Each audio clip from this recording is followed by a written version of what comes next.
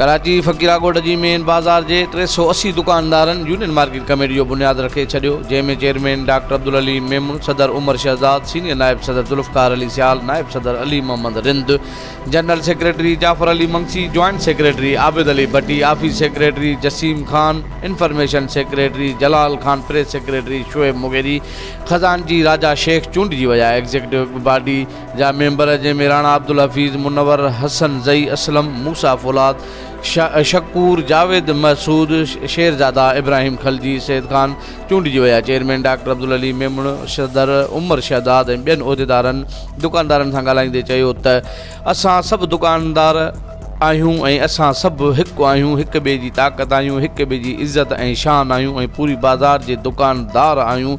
दुकानदारनि जा असां शुक्रगुज़ार आहियूं जिन असांजे मथां एतमाद कंदे असांखे यूनियन मार्केट कमेटी जो हिसो बणायो ऐं पूरी कमेटी मार्केट में असां स्ट्रीट लाइटूं लॻाईंदासीं। रोज़ जे बुनियाद ते सफ़ाई सुथराई कराई वेंदी।